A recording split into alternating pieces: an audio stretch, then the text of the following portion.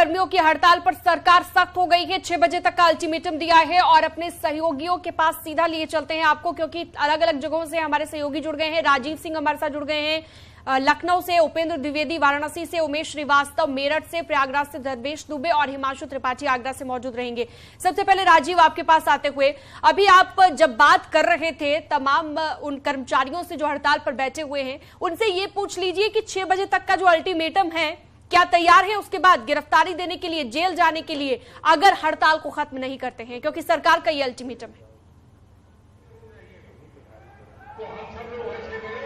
देखिए, जैसा कि आपने देखा कि अभी हम बात कर रहे थे विद्युत संयुक्त परिषद के संयोजक शैलेंद्र दुबे से, उनका साफ कहना है कि सरकार ने उनके खिलाफ एस्मा के तहत एफआईआर की है और हजरतगंज थाने से फोन भी आ गया है उनकी गिरफ्तारी के लिए, जिसके बाद आप देख सकते हैं कि इस वक्त यहाँ पर अनाउंस किया जा रहा है कि हम लोग 6 बजे यहीं से गिरफ्तारी देंगे, उसके लिए हम तैयार हैं। और सभी पदाधिकारी आप देख सकते हैं कि गिरफ्तारी देने के लिए इस वक्त मंच पर पहुंच भी गए हैं। हालांकि यहाँ पर अभी कोई पुलिस प्रशासनिक अधिकारी नहीं पहुंचा है, एक फोन ही आया है जिसमें इन्हें हजरतगंज थाने पर बुलाया गया था। लेकिन इस पूरे मामले को लेकर जहां एक संगठन विरोध कर रहा है, वहीं कई ऐसे संगठन हैं जो सरकार में उतरे हैं। वो सरकार को ये भरोसा उन्होंने दिया है कि वो विद्युत सप्लाई को निर्बाध रूप से संचालित करेंगे और यही कारण है कि पूरे यूपी में जो बिजली सप्लाई है वो संचालित करने की जिम्मेदारी ऐसे ही संगठन में है। हमारे साथ पावर ऑफिसर्स एसोसिएशन के संयोजक अवधेश जी हैं। अवधेश जी, इस दौरान फिर से ऐलान कर दिया है कि यह हड़ताल खत्म नहीं होगी, अगर कोई उत्पीड़न हुआ तो अनिश्चितकालीन हड़ताल। देखिए, जहाँ तक सवाल है कि आपको बता दें, उनका अपना मामला है कि वो हड़ताल करें, लेकिन मैं फिर आपको बता रहा हूँ जो हमारे हजारों पावर ऑफिसर एसोसिएशन के सदस्य हैं, पूरे प्रदेश में पूरी तरीके से विद्युत व्यवस्था संभाले हुए हैं और हम लोगों का ये पूरा उद्देश्य है कि उत्तर प्रदेश सरकार की जो भावना है, जो हमारे जो प्रदेश के उपभोक्ता चाहते हैं कि उनको सुचारू विद्युत आपूर्ति मिलती रहे, उस पर हम लोग अभी भी कायम है। और हर हाल में मैं आपको फिर बता दूं, अगर कहीं भी कोई भी स्थिति को जानबूझकर बिगाड़ा ना गया तो हमारे लोग पूरी विद्युत व्यवस्था को संभाल लेंगे। और निश्चित तौर पर आपने देख लिया होगा कि कार बहिष्कार और हड़ताल के दौरान हमारे लोग विद्युत व्यवस्था को संभाल रहे हैं। कुछ जिलों में जरूर दिक्कतें आ रही, जैसे इलाहाबाद की मामला हो, कौशाम्बी का मामला हो, गोरखपुर का कुछ डीडा वाला जो क्षेत्र है उधर का मामला हो, मुजफ्फरनगर का मामला हो, वहां पर ये दिक्कतें आ रही है। निश्चित तौर पर अभी उस पर भी हम लोग गहन मंत्रणा कर रहे हैं और ऐसी मंत्रणा करके हम लोग ऐसी विचार विमर्श करके तैयारी करेंगे कि आने वाले समय में प्रदेश की जनता को सुचारू विद्युत आपूर्ति मिलती रहे। अभी एफआईआर लिखाई गई है और अब गिरफ्तारी के लिए भी पुलिस संपर्क करने लगी है इन नेताओं को। इस तरह की कार्रवाई को किस तरह देखिए, जहां तक सवाल है, कोई भी आदमी अगर कोई भी गलत कार्य करेगा, कोई भी जो हमारा कानून है, कानून का उल्लंघन करेगा, माननीय हाई कोर्ट का जो निर्णय है अगर उसका कोई भी उल्लंघन करेगा, तो इस प्रकार की अगर कोई कार्रवाई करेगा तो निश्चित तौर पर जो हमारे भारतीय कानून में जो व्यवस्था है उसके तहत अगर कोई भी कार्रवाई होगी तो उस पर कोई भी विरोध नहीं कर सकता, क्योंकि हम लोग संवैधानिक देश में हैं और संवैधानिक परंपरा को आगे बढ़ाने वाले लोग हैं। हम लोग बाबा साहब द्वारा बनाई गई संवैधानिक व्यवस्था में विश्वास करते हैं। तो जो गलत कार्य करेगा निश्चित तौर पर उस पर कार्रवाई होगी और उसका भुगतान उसी को करना पड़ेगा।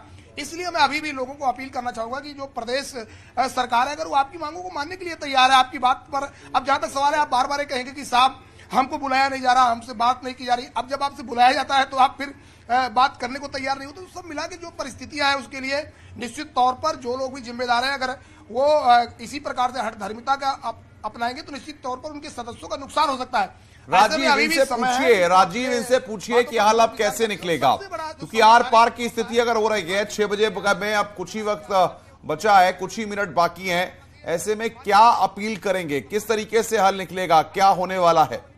कहां लिखा है कि जो उनका आप सम्मान नहीं करेंगे, माननीय उच्च न्यायालय का अगर सम्मान नहीं करेंगे तो निश्चित तौर पर अवधेश जी, जैसा कि सरकार ने अल्टीमेटम दिया है कि अगर 6 बजे तक संविदा कर्मी काम पर वापस नहीं लौटते हैं तो उनको बर्खास्त कर दिया जाएगा। 1332 संविदा कर्मियों को बर्खास्त किया गया और हजारों की संख्या में संविदा कर्मी हैं। तो क्या लगता है कि इस समस्या का हल कैसे निकलेगा? देखिए, जहां तक सवाल है, देखिए एक चीज आपको बता दूं, प्रदेश की जनता का बहुत बड़ा दबाव है। प्रदेश की जनता आप देख रहे हो चारों तरफ से हाहाकार मचाए है, उनको बिजली नहीं मिल रही है, पानी नहीं मिल रही है, उनके बच्चे स्कूल नहीं जा रहे, परीक्षा हो रही है, नहीं कर रहे। तो निश्चित तौर पर जब सरकार जनता के प्रति प्रतिबद्ध है तो अगर उसके ऊपर दबाव आएगा तो सरकार को कार्रवाई करना। और सबसे बड़ा एक सवाल है, ये भी मैं आपको कहना चाहूंगा कि माननीय उच्च न्यायालय हाई कोर्ट का जो निर्णय है उसमें आप देखिए, उसमें क्लियर कट लिखा है कि सरकार ने क्या अभी तक कार्रवाई करी, उसको अभी जवाब देना होगा। तो सरकार को जब माननीय उच्च न्यायालय में संवैधानिक परिपाटी के तहत अपना जवाब दाखिल करना होगा तो कल को माननीय उच्च न्यायालय उनसे पूछेगा कि आपने कार्रवाई क्या किया, अगर जनता की सप्लाई बाधित की जा रही थी तो आपने क्या एक्शन लिया। तो सरकार की जवाबदेही बनती है कि सरकार को कार्रवाई करना, ये लोग बाध्य कर रहे हैं, सरकार को कार्रवाई के लिए बाध्य नहीं करना चाहिए। और निश्चित तौर पर प्रदेश की जनता के प्रति आपको समर्पण भाव से प्रदेश की जनता की आपूर्ति को बहाल करना चाहिए। आपको क्या लगता है कि आखिर ये संगठन क्यों हठधर्मिता पर उतारू है, ये खुद क्यों नहीं बात कर रहे हैं, पहल कर रहे हैं? देखिए, जहां तक सवाल है, मैं आपको एक बात बता देना चाहता हूं, बिजली कार्मिक यही संगठन के लोग रोज बिना बुलाए माननीय ऊर्जा मंत्री के साथ जाके वार्ता करते थे। आज क्यों प्रदेश की जनता को संकट में डालकर वार्ता करने के लिए तैयार नहीं है? निश्चित तौर पर इसका मतलब कि लोगों की ईगो है। देखो, ईगो कहीं भी किसी से बड़ी नहीं होती। सबसे बड़ा सम्मान है प्रदेश की जनता का सम्मान। बिजली विभाग है तो बिल्कुल राजीव, हम आएंगे आपके पास। वाराणसी से उपेंद्र के पास चलते हैं, उपेंद्र के पास भी अपडेट लेते हैं, क्योंकि अब जाहिर तौर पर 6 बजने में कुछ ही मिनट बाकी हैं। उपेंद्र, अगर वहां की बात करें तो किस तरह से दिक्कतें महसूस हो रही है, और बताया जा रहा है कि जनरेटर की भी मांग वहां पर बढ़ गई है।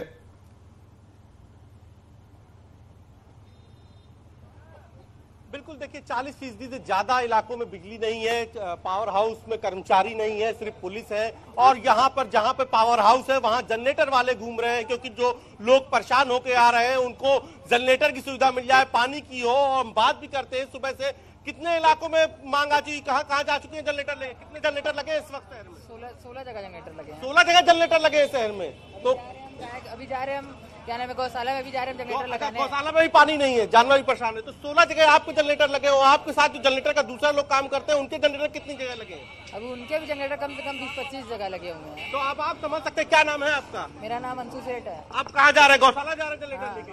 तो आप गौशाला जनरेटर लेके जा रहे हैं। 16 जनरेटर अंशुल के लगे हैं, इनके साथ ही साथ जो दूसरे जनरेटर वाले हैं उनके भी जनरेटर लगे। क्योंकि पानी एक बड़ी समस्या है, उससे बनारस के लोग कई जगह जूझ रहे हैं। चांदपुर का इलाका हो, हरहुआ का इलाका हो, चांदपुर में 48 घंटे से बिजली नहीं आ रही। तो अब जो हालात है वो बेकाबू हो रहे हैं, और जो बिजली हड़ताली बिजली कर्मचारी हैं उनके तेवर बिल्कुल परेशानी लोगों की बढ़ती जा रही है।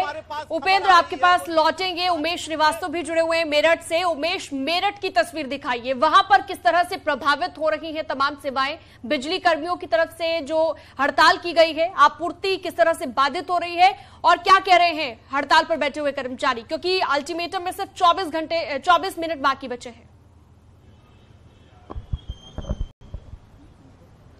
जी हाँ, निश्चित तौर पर बिजली कर्मियों की हड़ताल से पश्चिमी उत्तर प्रदेश में व्यापक असर देखने को मिल रहा है। मेरठ, बागपत, मुजफ्फरनगर, शामली, सहारनपुर, बुलंदशहर समेत समूचे पश्चिमी उत्तर प्रदेश में व्यापक असर देखने को मिल रहा है। और अब अल्टीमेटम का आखिरी घंटा चल रहा है। ऊर्जा मंत्री ए के शर्मा ने साफ तौर पर कहा है कि इसके बाद कार्रवाई की जाएगी, सख्त एक्शन लिया जाएगा। इस वक्त हम सिविल लाइंस बिजली घर में मौजूद हैं। यहां पर कुछ लोग पहुंचे हुए हैं जो लगातार ये पूछ रहे हैं कि उनके इलाके में बिजली कब आएगी। कहीं 4 घंटे से बिजली नहीं आ रही, कहीं 5 घंटे से बिजली नहीं आ रही है। और जवाब जब यहां पर पहुंचते हैं तो एक कर्मचारी यहां पर बैठे हुए हैं, वो ये जवाब देते हुए नजर आते हैं, भाई उन्हें पता नहीं।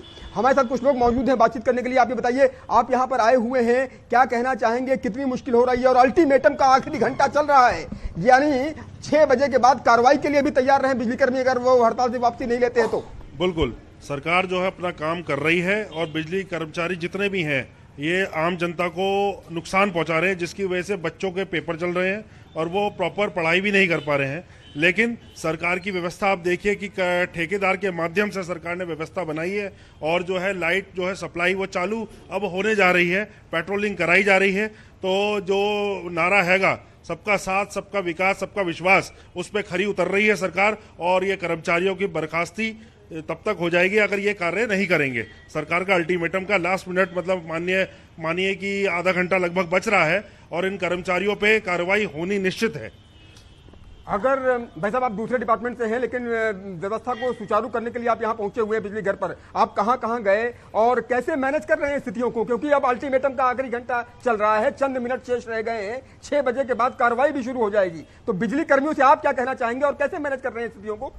नहीं, बिजली कर्मियों के लिए तो मैं कुछ नहीं कह सकता। उनका क्या मांग है, क्या डिमांड है सरकार से, और उनकी समस्या है जो भी होगा। लेकिन जो हमें जिम्मेदारी दी गई है, मेरे पास सिविल लाइन, सेंट लुक्स और ये तो आपके इलाके में बिजली आई कि नहीं आई अभी? 6 हैं, तो सीधा सिविल लाइंस में और सेंट लुक्स पर ये 33 kVA से ब्रेकडाउन हो गया था। आज बारिश भी काफ़ी तेज़ हुई है, जिसकी वजह से जगह जगह फॉल्ट हुए हैं। लेकिन ठेकेदार के माध्यम से पेट्रोलिंग जो उपलब्ध हैं यहाँ पर लाइनमेंस वगैरह पेट्रोलिंग की गई है। और की गई है। आप ये बताइए, अल्टीमेटम का आखिरी घंटा चल रहा है, चंद मिनट बाकी रह गए हैं अल्टीमेटम के, 6 बजे के बाद कार्रवाई शुरू हो जाएगी। आपको क्या लगता है कि अगर बिजली इलाके में नहीं आती है या बिजली कर्मी हड़ताल से वापस नहीं आते हैं तो सख्त एक्शन लिए जाने की जरूरत है? बिल्कुल जरूरत है साहब।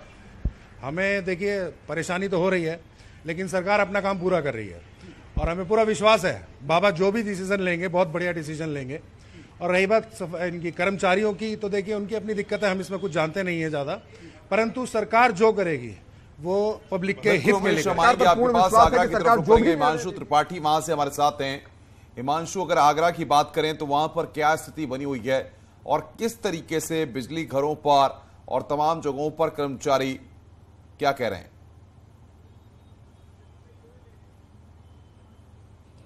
जी बिल्कुल, आगरा शहर की बात करें तो आगरा शहर में निजी हाथों में बिजली की वितरण की व्यवस्था तो यहाँ कोई असर नहीं है, लेकिन आगरा के अलावा जो ग्रामीण क्षेत्र हैं आगरा के, चाहे किरावली हो, बटेश्वर हो, इसके अलावा मथुरा फिरोजाबाद क्षेत्र है, तो वहाँ से व्यापक असर पड़ा है। खासतौर से बच्चों की जो परीक्षाएं चल रही उनको दिक्कतें हो रही। आप यहाँ देख सकते हैं दक्षिणांचल विद्युत वितरण निगम का ये कार्यालय है। यहाँ आगरा, फिरोजाबाद, मथुरा आदि जिलों से तमाम लोग आए हैं, प्रदर्शन कर रहे थे, नारेबाजी हो रही थी और अब लगातार लखनऊ से वार्ता हो रही है और इनका यही कहना है कि लखनऊ में अभी जो सभा हो रही है वहां से जो दिशा निर्देश मिलेंगे उसके बाद हमारा फैसला होगा। फिलहाल यहाँ एक सूची बना ली गई है, जो लोग जेल जाने वाले हैं उनका नाम लिख दिया गया, उनका नंबर और एक व्हाट्सएप ग्रुप बनाया गया है ताकि उनके परिवार को कोई दिक्कत ना हो। तो जिस तरह से शक्ति सरकार ने दिखाई है, ठीक उसी के विपरीत जो बिजली कर्मचारी हैं उनके तेवर बरकरार है। उनका यही कहना है कि हम कतई नहीं झुकेंगे और जो हमारी मांगे हैं, जिन 15 सूत्री मांगों को लेकर प्रदर्शन हो रहा है उसको पूरा करना पड़ेगा। तो यहाँ तैयारी व्यापक है। अब मुश्किल से 20 मिनट बचे हुए हैं अल्टीमेटम के और 20 मिनट के पहले यहाँ खुफिया विभाग यानी एलआईयू के कुछ सदस्य आ चुके हैं, वो भी अपनी टोल ले रहे हैं। तो अब देखना होगा कि 15 से 20 मिनट के बाद यहाँ का दृश्य क्या होने वाला है। हिमांशु, आप बने रहिएगा हमारे साथ, हमारे तमाम सहयोगी भी बने हुए हैं, राजीव भी हमारे साथ बने हुए हैं, उपेंद्र द्विवेदी, उमेश और सर्वेश भी हमारे साथ जुड़े रहेंगे। एक छोटे से ब्रेक के लिए यहाँ पर रुकना होगा। जल्द हाजिर होते हैं।